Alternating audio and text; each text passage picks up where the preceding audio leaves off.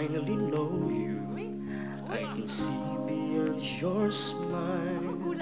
I think that I can show you that what we get is still worthwhile.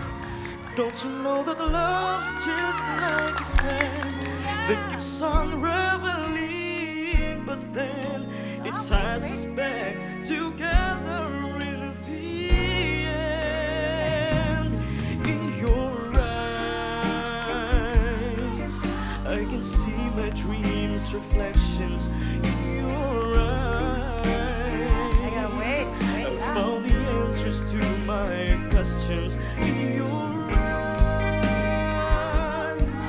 I can see the reasons why I love. In your eyes, we're drifting safely back to shore. I finally learned to love you more.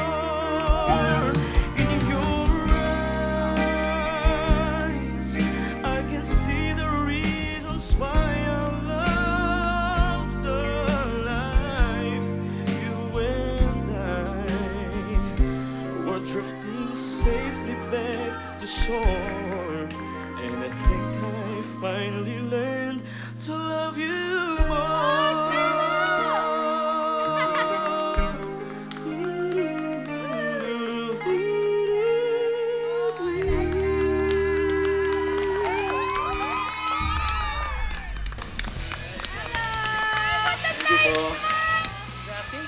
Anong pangalan mo? Pangalan ko po, Ivan Mar Navares po. Ilang taon ka na, Ivan? 16 years old po. What? Opo. Seryoso? Opo, seryoso. Oh my God. Oo, seryoso. Opo, seryoso. Gusto kong tanungin, anong pinagkakaabalahan mo, Ivan, sa lugar ninyo? Sumasali pa ako ng mga singing contest. Pang ilang ano mo na to, singing competition? Oh, lampas na mga 100. Oh! Opo. Kaya pala bumaba yung boses mo ganyan? Well, congratulations na umikot ang tatlong coaches natin para sa performance mo. Sa akin kasi, pitchy problems, but also diction as well. Parang ninanamnam ko kasi yung tunog lang ng boses mo. Ang lamig! Cool na cool, di ba? Maraming Lamig! salamat Ang po. lalim! Relax lang. Oo, na alam mo kung ano yung kinakanta mo. Oo nga, may konting diction issues, pero yung diction kasi natuturo. Pero yung quality ng boses mo, hindi ko yan naririnig sa isang teenager. Sanay na sanay ka nang lumaban sa mga ganitong klaseng kompetisyon, hasang-hasa. Kumbaga, fully developed na nga ang boses mo. Boses! Boses! Boses ang labanan! I'm Sharon, the one who turned for you first. Kasi Ivan, kasi kung merong parts ng kanta na sinabayan mo ng ngiti, mag-flow through yun eh. Kasi you're singing a beautiful love song na tungkol sa, we finally made it. Ganon. So, mas maganda. See, that comes out. Yung lahat ng binanggit ni Coach Bamboo, thank you, Coach, kasi I know now what to look out for. Awesome. Yun ang gagalingan natin para pati sila ma-surprise mo.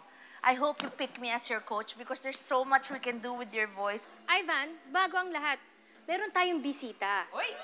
Oo. Dati kids sila, ngayon teenager na.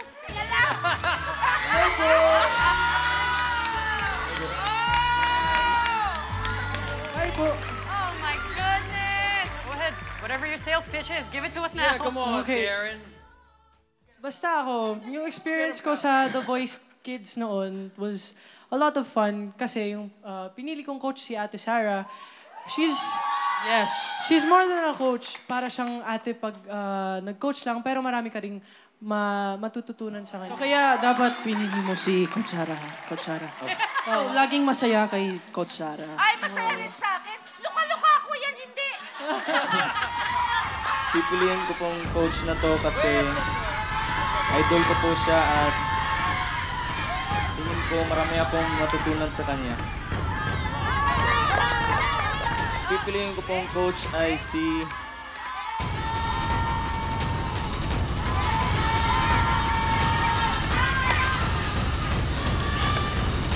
Coach Sarah.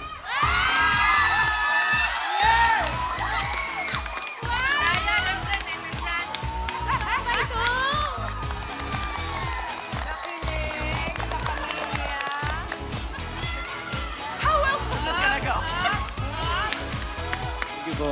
Uy, para sa'yo to. Thank you so much po.